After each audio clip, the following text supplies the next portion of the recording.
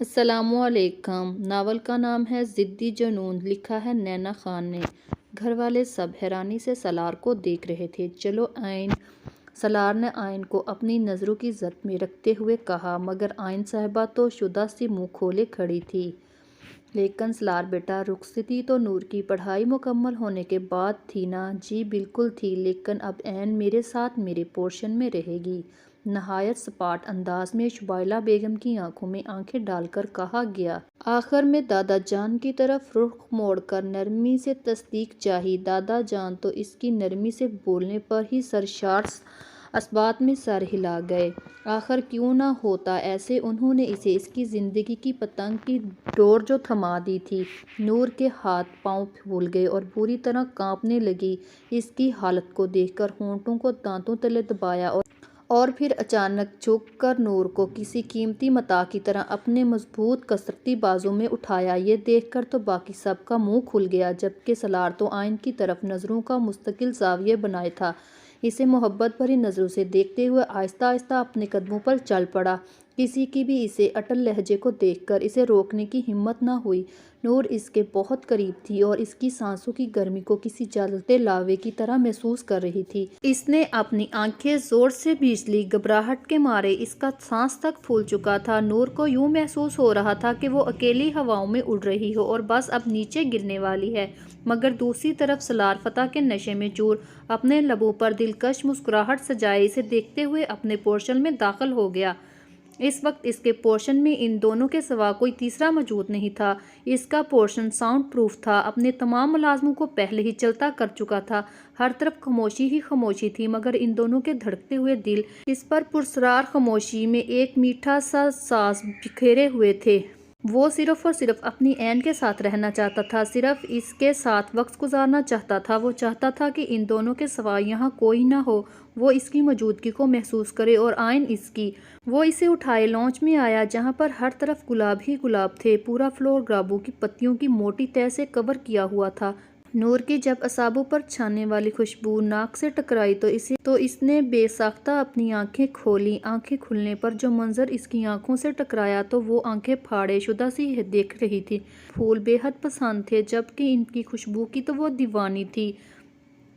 دیواروں پر موتیے کے رکھے ہوئے پھولوں کی لڑیاں لٹک رہی تھیں، جنہوں نے بلیک رنگ کی دیوار کو اپنے سفید رنگ میں چھپا سا دیا تھا۔ چھت کے بالکل درمیان میں سفید رنگ کا بڑا سا ہیروں کی چمک لیے مہنگا خوبصورت ترین فلوس دیکھنے والوں کو اپنی طرف کھینچ رہا تھا۔ پورے لانچ میں اس کی مدھم روشنی کے علاوہ اور کوئی روشنی نہیں تھی، پھر بھی یہ آنکھوں کو چدیا دینے والی مات رکھتی تھی۔ اس کے آس پاس چھت پر بے تحاشا سفید رنگ کے چھوٹے چھوٹے ستارے لٹک رہے تھے، جو فلوس کی شعاعوں کے ساتھ مل کر کسی پرستان کا منظر پیش کر رہے تھے۔ فلوس کے بالکل نیچے درمیان میں شیشے کا خوبصورت ڈریسنگ کپل شو پیس رکھا ہوا تھا۔ نور یہ دیکھ کر جسے سب کچھ ہی بھول چکی ہو، وہ محبت زدہ انداز میں یہ سب حیرانی سے دیکھ رہی تھی۔ اسے کچھ بھی یاد نہیں رہا، اگر یاد رہا تو یہ کہ یہ سب اس کے لیے کیا گیا ہے۔ کیا وہ اتنی خوش قسمت ہے کہ اس کے لیے اتنا کچھ کیا گیا؟ اس کے چہرے پر پیاری سی مدھم سی مسکان در آئی، آنکھوں میں چمک لیے اپنے اطراف سجے اس پرستان کو تک رہی تھی۔ اس کے چہرے پر چھائی چمک اور محبت انداز کو وہ محفوظ ہو کر دیکھ رہا تھا، جو یہ تک فراموش کر چکی تھی کچھ دیر قبل اس کی قربت پر بکھلائے جا رہی تھی۔ سالار کے چہرے پر سجی مسکان اور گہری ہو گئی، جیسے جتلا رہی ہو، کہا تھا نا، ایک دن تم میری گرفت میں ہوگی، میرے جہاں میں، جہاں تم سب کچھ بھول جائے گا، جہاں صرف میں ہوں گا اور تم۔ سالار نے اسے ابھی تک اپنے بازوؤں میں اٹھایا ہوا تھا اور آہستہ آہستہ چلتے ہوئے اس شو پیس کے پاس پہنچ گیا اور پھر اسے لے کر 2-3 سٹیپ اوپر چڑھا اور ایک بٹن دبایا۔ اس کے بٹن دباتے ہی شیشہ اوپر کو اٹھا اور اندر جانے کا راستہ بنا۔ ان کے اندر جاتے ہی وہ بند ہو گیا اور مصنوعی سنو فال ہر طرف بکھرنے لگی اور پھر ہلکا ہلکا میوزک چلنا شروع ہو گیا۔ ان کے کانوں میں گانے کے بول گھولنے لگے۔ سالار نے اسے ابھی تک نہیں اتارا تھا، اس کی نظریں مسلسل اس پر ٹکی ہوئی تھی۔ سالار نے گمگیر سرگوشانہ آواز میں اسے پکارا، عین! نور نے بے ساختہ اس کی طرف دیکھا اور اس کی نظریں یہاں ہوتے احساس میں گم ہو گئیں۔ نہ جانے اس کی آنکھوں میں ایسا کیا جادو تھا، وہ یوں بری طرح جکڑی گئی تھی۔ گانے کے بول ان کے اطراف میں گونجنے انہیں ہر طرف سے بیگانہ کر گئے۔ सांस लेने से भी ज्यादा तुम जरूरी हो गए, जी रहे थे हम, अधूरे थे तुमसे पूरे हो गए। सलार की नज़रें दीवाना वार इसके चेहरे का तवाफ कर रही थी, जैसे इन्हें समझ ही नहीं आ रही हो कि कहाँ पर ठहरें। सांस लेने से भी ज्यादा तुम जरूरी हो गए, जी रहे थे हम, अधूरे तुमसे पूरे हो गए। मेरी धड़कने तेरी धड़कने, दोनों दिलों की एक ही तड़प। सलार अब इसकी आंखों में झांक रहा था और आहिस्ता आहिस्ता हिल रहा था। इसके साथ साथ शोपीस भी गोल गोल घूम रहा था। मेरी धड़कने तेरी धड़कने, दोनों दिलों की एक तड़प, दोनों दिलों की एक तड़प। गिरती हुई मसनूई स्नोफॉल और मध्यम म्यूजिक एक अलग ही सहर फूंक रहे थे। ये दोनों एक दूसरे में गुम हो चुके थे। सांस लेने से भी ज्यादा तुम जरूरी हो गए, जी रहे थे हम, अधूरे तुमसे पूरे हो गए। मेरी धड़कने तेरी धड़कने, दोनों दिलों की एक तड़प। सलार ने अपना माथा इसके माथे से टकराकर नूर की आंखों में देखा। आंखें ये मेरी जो बोलती हैं, धड़कने पर तेरी वो बोलती हैं। फिर सलार ने अपनी आंखें बंद कर लीं और इसे महसूस करने लगा, जबकि नूर अभी तक इसकी बंद आंखों को ही देख रही थी। आंखें ये मेरी जो बोलती हैं, धड़कन पर तेरी वो तोलती हैं। सलार ने अपनी नाक को इसकी छोटी सी सुर्ख नाक से टकराया। जीने के सवालों में यूं प्यार का रंग भरना कि एक लफ्ज़ से फिर भी कुछ मुश्किल हो बयां करना। मेरी धड़कने तेरी धड़कने, दोनों दिलों की एक ही तड़प। म्यूजिक बंद हो चुका था मगर दोनों ऐसे ही खड़े थे। काफ़ी देर बाद सलार ने आंखें खोली और इसे लेकर लॉन्ज से बाहर आ गया। राहदारी से गुजरते हुए वो अपने कमरे की तरफ जा रहा था, जबकि यहाँ का हाल भी लॉन्ज से मुख्तलिफ न था। सलार ने अपने रूम में पहुंचकर वहाँ पाँव मारकर दरवाज़ा बंद किया। इसका रूम बहुत खूबसूरत अंदाज में सजा हुआ था। जहाज़ी साइड बेड पर वाइट लिली के फूलों की चादर बिछी हुई थी। फर्श पर गुलाब और मोतिये की पत्तियां बिखरी हुई थी। छत पर छोटे छोटे लाल रहू रंग के दिल लटक रहे थे। दीवार को लाल गुलाब की मानत कलियों से ढांपा गया था। सलार ने इसे उठाकर बेड की दाईं तरफ ड्रेसिंग टेबल के सामने रखे हुए स्टूल पर बिठा दिया और शीशे में इसका अक्स देखते हुए इसके हिजाब की पिन्नों को निकालने लगा। नूर शर्म और घबराहट के मारे आंखें ही नहीं उठा पा रही थी। पूरा चेहरा इसका सुर्ख रंग में डूब चुका था। सलार इस पर नजरें जमाए इसका हिजाब उतारते हुए शौक नज़रों से देख रहा था। हिजाब उतारने के बाद सलार ने इसके बाल खोल दिए। बालों के खुलते ही एक लंबी काली स्याह रेशमी बालों की आबशार इसके हाथ को छुपा गई। सलार ने इसके इतने लंबे घने और हसीन बाल पहली बार देख रहा था। वो महबत सा इसके बालों को देखे जा रहा था। काफ़ी देर बाद इसने गहरी सांस लेकर खुद को कुछ हद तक कंपोज किया और ऐसे फिर वो अपनी गोद में उठाए बेड की तरफ चल दिया। सलार ने तो शायद आज कसम खाई हुई थी कि इसे एक कदम नहीं चलने देना। बेड के पास पहुंचकर इसने नूर को एहतियात से बेड पर लटा दिया, कोई तकलीफ ना हो। बेड पर लेटते ही नूर जैसे इसके नरम मुलायम बिस्तर में धंस गई हो। इसे एक नज़र देखकर सलार ने अपना कोट उतारकर दूर सोफे पर उछाल दिया। फिर इसको अपनी नज़रों की जद में रखते हुए सलार ने अपनी शर्ट के बटन खोलना शुरू कर दिया। यह देखकर नूर पूरी तरह सटपटा गई। इसके हाथ पांव टट्टे पड़ना शुरू हो गए। आगे के बारे में सोचकर ही इसकी जान निकलने पर दरपे हो गई। सलार इसकी शर्म और घबराहट को बहुत इंजॉय कर रहा था। सलार ने अपनी शर्ट उतार कर भी दूर फेंक दी। अब वो सिर्फ ब्लैक बनियान में था जो इसके सफ़ेद रंग पर बहुत जच रही थी। नूर अपनी आंखें सख्ती से बंद कर लीं, जैसे अब कभी नहीं खोलेगी। सलार के होंठों की मुस्कुराहट और गहरी हो गई और फिर इसके दाएं तरफ आकर बिल्कुल इसके करीब लेट गया, जबकि नूर यकदम सख्त बिना कोई हरकत किए आंखें बंद कर चत सीधी लेटी हुई थी। नूर को महसूस हुआ सलार इसके चेहरे पर झुका हुआ है। नूर ने अपनी सांसें ही रोक ली। दिल ही दिल में इसकी मिन्नतें करने लगी। बोलने के काबिल कहाँ थी वो अब।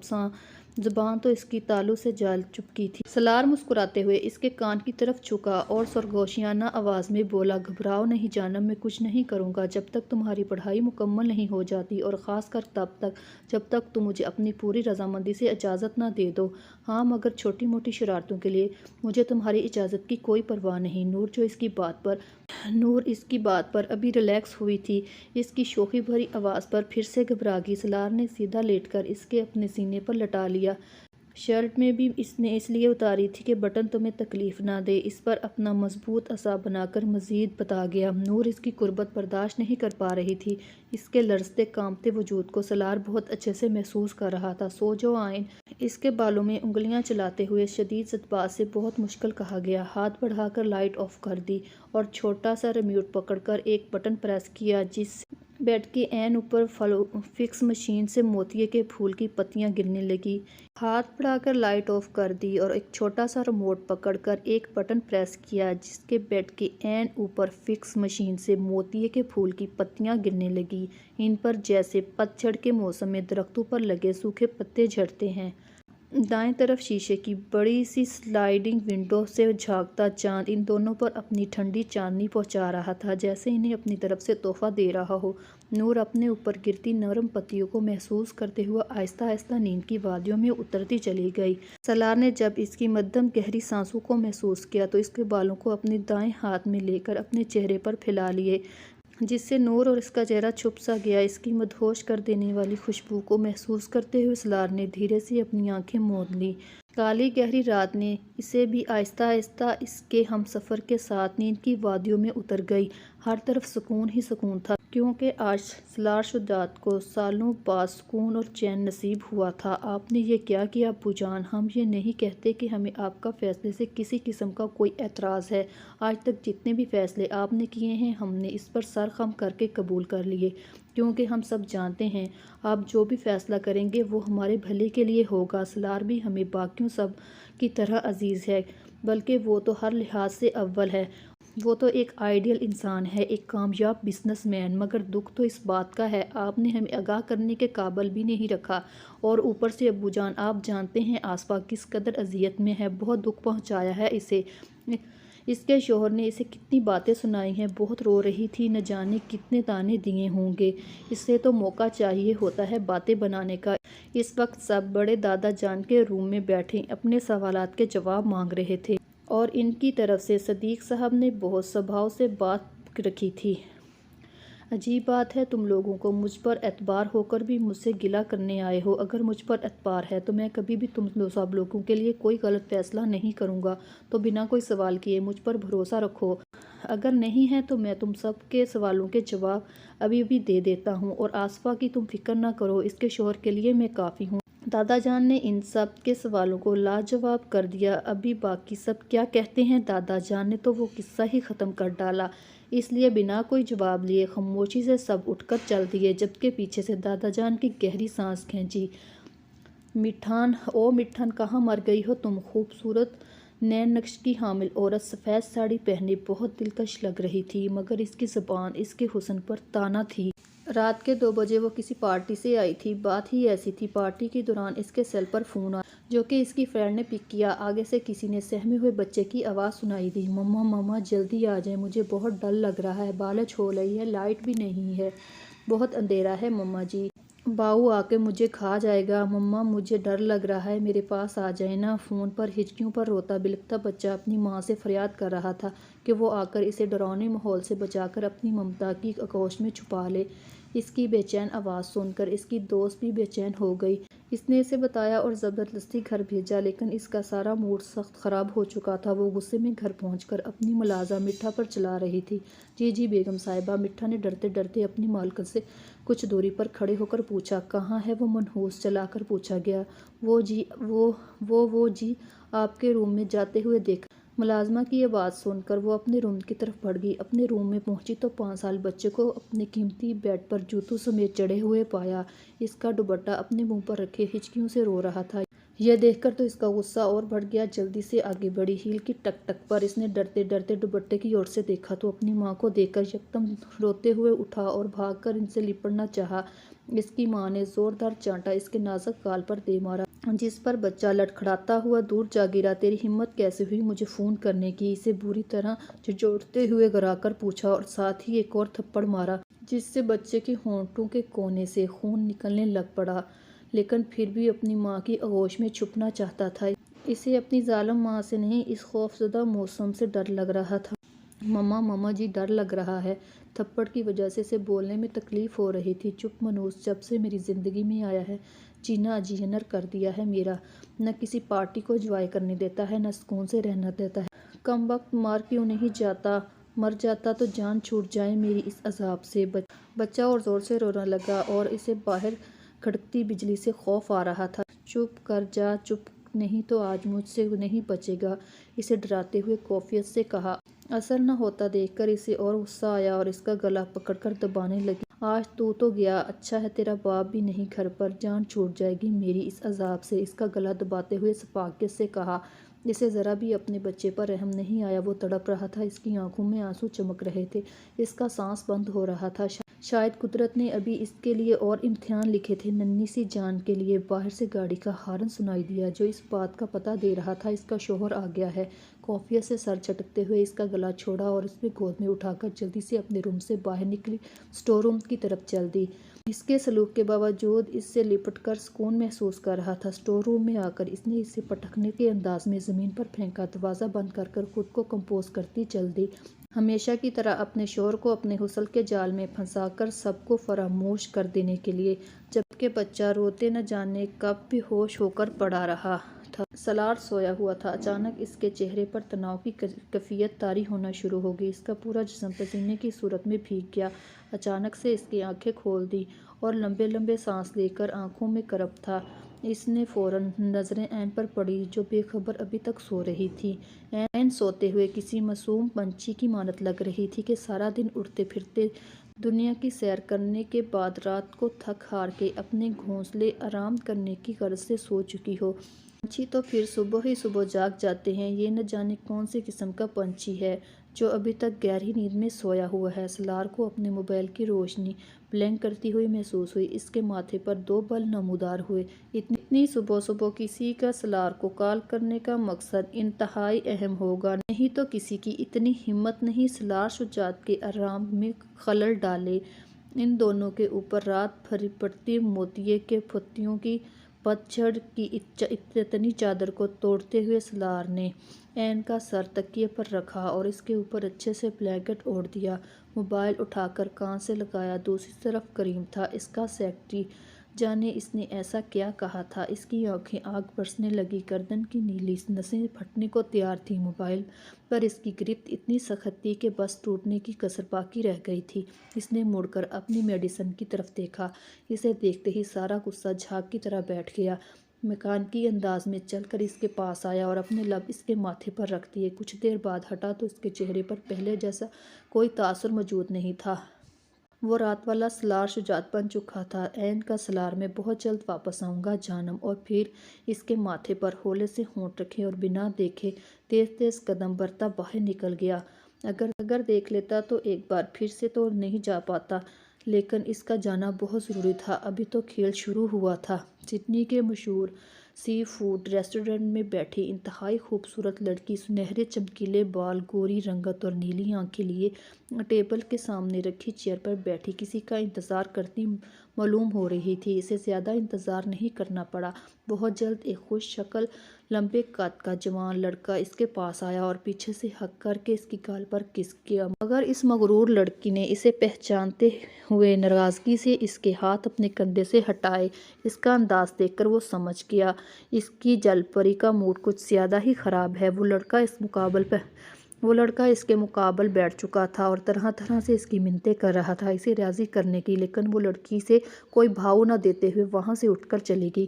جبکہ لڑکے نے تعصب سے اپنی برینڈڈ گھڑی کو دیکھا، وہ صرف 5 ہی منٹ لیٹ ہوا تھا۔ اگر وہ اس لڑکی کو پرسنلی جانتا نہ ہوتا تو حیران ضرور ہوتا، مگر وہ اسے 2 سالوں سے جانتا تھا، پچھلے 2 سالوں سے وہ اس کا بوائے فرینڈ تھا۔ مگر مجال ہے جو اس لڑکی سے بے حد زیادہ فری ہونے دیا ہو۔ بہت موڈی تھی وہ، آخر کیوں نہ ہوتی، اتنے امیر باپ کی جو بیٹی تھی۔ وہ حد سے زیادہ لاڈ پیار نے اسے بگاڑ رکھا تھا، انتہائی ضد مغرور حسینہ، دوسروں کو اپنے پاؤں کی جوتی سمجھنے والی، غرور تکبر تو اس میں کوٹ کوٹ کر بھرا ہوا تھا۔ کہنے کو وہ مسلمان تھی، مگر اس کے کرتوت مسلمانوں کے قطعی نہیں تھے۔ ماں باپ کا فرض ہوتا ہے کہ اپنی اولاد کو اس کے اصل کے بارے میں آگاہ کرنا، وہ کون ہے، کیا ہے، کس کے لیے ہے اس دنیا میں آیا ہے۔ مگر اس میں ماں باپ کو کوئی غرض ہو تو تب نہ، انہیں تو پارٹیز، نام، شہرت اور اونچے سے اونچا مقام پانے کی ضد تھی۔ ہر کوئی خود کو ٹاپ میں رکھنے کے جنون میں تھا اور اسی جنون میں حرام گناہ کا مطلب بھول بیٹھا تھا۔ ایسے میں ان کی اولاد ان کے نقش قدم پر نہیں چلے گی تو کس کے نقش قدم پر چلے گی؟ یہ بھی اپنے امیر باپ کی امیر بیٹی منزی تھی۔ منزی کی ملاقات مائیکل سے 2 سال قبل ڈانس کلب میں ہوئی تھی۔ منزی کی خوبصورتی اور امیری کو دیکھتے ہوئے وہ اس پر لٹو ہو چکا تھا۔ اس نے کئی طرح سے اسے امپریس کر کر اپنی گرل فرینڈ کے مطبع پر فائز کر ہی لیا تھا، اور یہی تو چاہتی تھی وہ لڑکی کہ ہر کوئی اس کا دم بھرے، اس کے پیچھے پاگل ہو جائے، اور ایسا ہی مائیکل نے کیا تھا، مگر بدقسمتی سے 5 منٹ لیٹ ہونے کی صورت میں وہ اسے ناراض کر بیٹھا تھا۔ اب وہ کم سے کم 1 مہینے تک اس کے ترلے منتیں کرے گا، تب جا کر اس کی جان بخشی ہوگی۔ سورج کی شعاؤں نے اس کے چہرے پر اپنی روشنی ڈالی تو نور نے کسمسا کر اپنی آنکھیں واک کی۔ پہلے تو وہ انجانی نظروں سے پورے کمرے کو دیکھتی رہی، پھر جیسے ہی اچانک اسے سب یاد آ گیا، کل کا دن کسی عجیب خواب سے کم نہیں تھا۔ ایک ایک کر کے اسے سب یاد آتا گیا۔ نور کل کے عجیب و غریب سالار کے بارے میں سوچ رہی تھی اور اپنی بے خودی پر جی بھر کر شرمندہ اور غصہ آیا۔ وہ ابھی اسی کے بارے میں سوچ رہی تھی کہ یکدم دروازہ کھلا اور جیسے سیلاب امنڈ آیا۔ میشا، رباب اور گھر کی تمام خواتین ایک ساتھ اندر داخل ہوئی۔ اصل میں ملازمہ سے معلوم ہوا تھا کہ سالار صبح صبح جا چکا ہے، تو ان کو مزید صبر نہیں آ رہا تھا اور چلی آئیں، لیکن یہاں کا حال دیکھ کر اور نور سے ڈھکے چھپے الفاظ میں استغفار کر کر انہیں اطمینان حاصل ہوا، اور ساتھ ہی ساتھ خوش بھی ہوئیں کہ سالار اس سے واقعی محبت کرتا ہے۔ ان کے دل میں جتنے بھی وہمات تھے وہ سب رفو چکر ہو گئے۔ رباب اور میشا کو اس سے ریڈی کر کر لانے کا کہہ کر خود نیچے چلی گئیں۔ ہائے اللہ جی، میں مر گئی، ہمارے خواب جہاں میں کوئی اور بھی سالار شجاعت دی ہٹلر مین اپنی نور سے مطلب آئین سے اتنی گہری محبت بلکہ عشق کرتے رہے اور ہمیں پتہ ہی نہیں چلا۔ نور نے حیرانی سے رباب کی طرف دیکھا تو میشا فوراً بولی، ارے اسے کیا گھور رہی ہو، 100% سچ کہہ رہی ہے، سالار بھائی تم سے بے انتہا عشق کرتے ہیں، تبھی تو دیکھو کیا کیا نہیں کیا انہوں نے تمہارے لیے، اور تمہاری اجازت کے بغیر۔ ابھی میشا کچھ اور بولتی، نور نے روٹھے پن سے میشا کو ٹوکا، جس پر یہ دونوں ہنس پڑی۔ او میری پیاری بہنا، رباب اسے لاڈ بھرے انداز میں زور سے گلے لگایا تو نور نے انہیں دکھانے کے لیے مسکرا پڑی۔ شاید اسے بھی کچھ ان کی باتوں پر یقین آنے لگا، مگر وہ کیسے اس دن والی بات بھول جاتی جب سالار نے اس رات لے کر گیا تھا، اور کتنا غصہ کیا تھا اس پر، جس کی وجہ سے وہ آج بھی ڈرتی ہے اس سے۔ چلو نور، جلدی سے اب نیچے چلو، وہاں تمہارے دونوں بھائی منہ پھلائے بیٹھے ہیں، ان کو درست کرو تم، اور ساتھ ہی سب بتا دیا۔ پھر تینوں ڈریسنگ روم میں گئیں۔ رباب نے جلدی سے بڑی سی شیشے کی وارڈروب کھولی تو حیرانی سے منہ کھل گیا۔ سالار کے ڈریسز کے بیچ نور کے بے حساب نہایت خوبصورت ترین ڈریس لٹک رہے تھے، جسے سالار کے حصہ میں ہو۔ اس کے ساتھ ساتھ میچنگ حجاب اور باقی تمام ضروری اشیاء تھیں۔ نور بھی حیرانی سے سب دیکھ رہی تھی۔ رباب اس کے لیے پنک کلر کا پیارا سا فراک نکالا اور نور کو تیار کرنے لگ پڑی۔ تیار ہونے کے بعد نور بہت پیاری لگ رہی تھی، پھر ان کے ساتھ نیچے چلی گئی۔ ظفر و برہان کے موڈ ٹھیک کرنے کے لیے ہمیشہ کی طرح۔ واہ، مان گئے سہیل خان تمہیں، اب تو سالار شجاعت کتنے ہی کیوں نہ ہاتھ پاؤں مار لے، اب وہ ہم سے نہیں جیت پائے گا۔ ہا ہا ہا، کیوں نہیں، آخر اس کا پالا سہیل خان سے جو پڑا ہے، کل کا آیا ہوا مجھ سے مقابلہ کرے گا، مجھ سے، ہا ہا ہا، کہتے ساتھ ہی وسکی کے 2 سپ لیے۔ ویسے وہ بالکل اپنے باپ جیسا، ایاز رندھاوا، جو کہ اس کا دوست اور بزنس پارٹنر بھی تھا، ستائش بھرے لہجے میں وسکی کا گلاس اٹھاتے ہوئے بولا، یہ دونوں اس وقت سڈنی کے نائٹ کلب میں اپائنٹمنٹ کے لیے آئے تھے۔ نہیں، باپ جیسا نہیں، اس کے باپ میں تو اتنی ہمت بھی نہیں تھی، یہ تو اس سے بھی زیادہ تیز اور چالاک بندہ ہے، پتہ ہی نہیں چلتا کب کیا کر جائے۔ جانے میں ہی یہ دونوں اپنے دشمن کی تعریف کر رہے تھے۔ اس کا باپ تو بے وقوف تھا، گالی ہماری گیم میں پھنس گیا اور اپنا قیمتی نقصان کروا بیٹھا، لیکن یہ تو بالکل ٹیڑھی کھیر ہے، ایاز رندھاوے نے جل کر کہا۔ مشکل سے ہی پر ناممکن نہیں، سہیل خان کے لیے کچھ بھی ناممکن نہیں۔ سہیل خان نشے میں چور وسکی کا گلاس کٹاکٹ چڑھاتے ہوئے بولا، یار کیا اب سارا نشہ اسی سے چڑھائے گا، یا کوئی حسین انتظام بھی کیا ہے یا نہیں؟ ایاز رندھاوا دائیں آنکھ دباتے ہوئے کمینگی سے بولا، ہا ہا ہا، کمینے سالے، چل تجھے عیش کرواؤں، ابھی ہی نیا مال آیا ہے، بالکل ان ٹچ، آ تجھے بھی شرف دلا دوں۔ دونوں بھدے انداز میں کہکے مارنے لگے اور ایک دوسرے کے پیچھے چل دے۔ ایک خوبصورت گھر کے ٹیرس پر اس وقت روشنیوں کا راج تھا، جو رات کے اس کالی اندھیر نگری میں جگمگ کر رہی تھی۔ ٹیرس کو بہت اچھے طریقے سے ڈیکوریٹ کیا گیا تھا، ہر طرف مرد اور خواتین اپنی اپنی خوش گپیوں میں مصروف تھے۔ حسین سے حسین چہرے ایک طرف سے دوسری طرف اڑتے پھر رہے تھے۔ کسی نے نامناسب لباس زیر تن کر رکھا تھا جو کہ ان کے جسم چھپانے کی بجائے اور عیاں کر رہے تھے۔ یہ مسٹر سہیل خان کی چہیتی بیوی کی آرگنائز کی گئی پارٹی تھی جو وہ مہینے میں کم سے کم 5 سے 6 مرتبہ ضرور آرگنائز کرتی تھی۔ نہایت ہی بیہودہ قسم کی تنگ میکسی پہنے، ہونٹوں کو لال رنگ کی لپسٹک لگائے، گولڈن بالوں کو جوڑے میں مقید کیے اپنے مہمانوں سے گفتگو میں بزی تھی۔ ہائے بیبی، تم آج بھی نہیں بدلی، آج بھی اسی طرح حسین ہو جیسے جوانی میں۔ ہم سب پر تو قہر ڈھاتی تھی اور جیسے سہیل خان کا بچہ لے کر اڑ گیا اور ہم ہاتھ مسلتے رہ گئے۔ زاؤ نے اپنی مقامی زبان میں بولتے ہوئے مسز سہیل کو سر سے پیر تک گہری نظروں سے دیکھتے ہوئے اپنا دکھ بیان کیا۔ اس کی بات پر اس نے بے ساختہ قہقہ لگایا، اور انہیں تو کیا، میں کسی ایرے گیرے کے نصیب کہاں بن سکتی تھی، جو میرے لائق تھا وہی کامیاب ہوا اپنی کوشش میں۔ اس نے غرور پر لہجے میں اس کے منہ پر ہی بے عزت کر دیا۔ زاؤ غصے سے لب بھینچ گیا، شراب لینے کا بہانہ بنا کر وہاں سے چلا گیا۔ اس کے جاتے ہی اس نے منہ بنا کر ہنکار بھرا، ہوں آیا بڑا 2 ٹوکے کا زاؤ، اور ساتھ ہی اس کے دوستوں نے اس سمیت قہقہ لگایا۔ دور کھڑے زاؤ نے اس سے خون چھلکاتی نظروں سے دیکھا، ہوں بڑا غرور ہے نا تمہیں ماوش سہیل خان اپنے حسن اور دولت پر، مگر کوئی بات نہیں، کبھی نہ کبھی تمہارا یہی حسن اور دولت تمہیں لے کر ڈوبے گا، اور یہ تماشا دیکھنے میں سب سے پہلے موجود رہوں گا۔ زاؤ زور سے گلاس میز پر پٹکتے ہوئے اسے خونخوار نظروں سے دیکھتے ہوئے وہاں سے چلا گیا۔ سالار اس وقت ایئرپورٹ سے نکل کر اپنی گاڑی کی طرف بڑھ رہا تھا۔ اس کے ساتھ اس کا پرسنل سیکرٹری کریم تھا۔ پکی خبر ہے نا کریم؟ جی سر، بالکل پکی خبر ہے۔ ٹھیک ہے، تو چلو چل کر دھماکے کی تیاری کرتے ہیں، آخر اتنے سالوں بعد جو دیدار ہوگا۔ سالار کے چہرے پر عجیب مسکراہٹ کا بسیرا تھا۔ تو وہ دن آ گیا جس کا مجھے بے صبری سے انتظار تھا مائی ڈیئر۔ آنکھوں میں جلا دینے والی چمک ابھری جو کالی گلاسز کے پیچھے پوشیدہ تھی۔ یہ کیا بات ہوئی؟ کل تو مجنوں، عاشق، دیوانے، پاگل نہ جانے کیا کیا بنے ہوئے تھے، آج صبح صبح ہی بھاگ گئے، حالانکہ تم نے تو دلہنوں کی طرح میک اپ بھی نہیں کیا تھا جن کے اترنے کے بعد چیخیں مارنے کو دل کرتا۔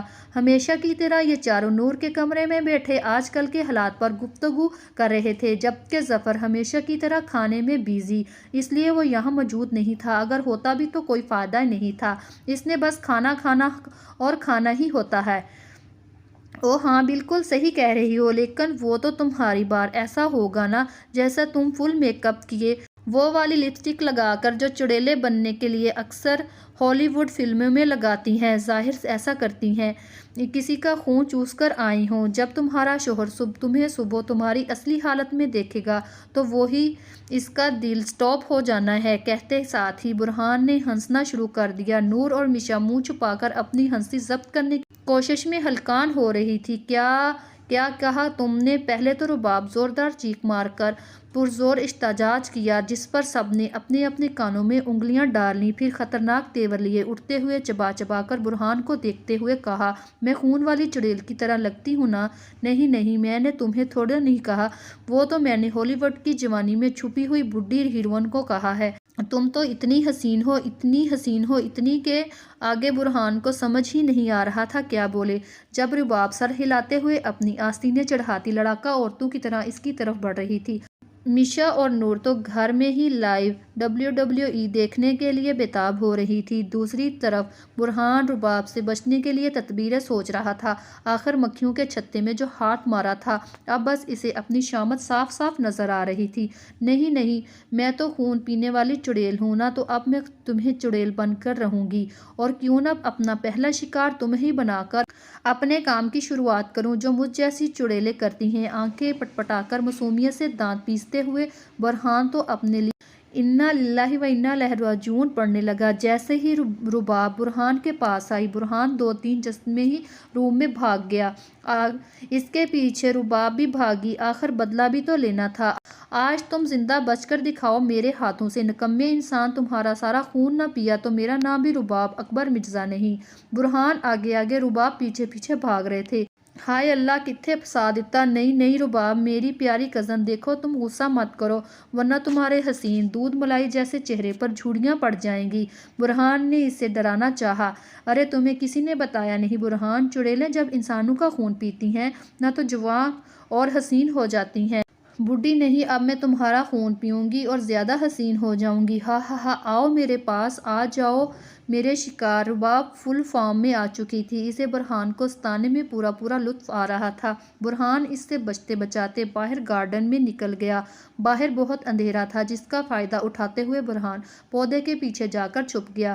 رباب جب باہر آئی تو اسے برہان کہیں نظر نہیں آیا۔ اسے بہت مزہ بھی آ رہا تھا۔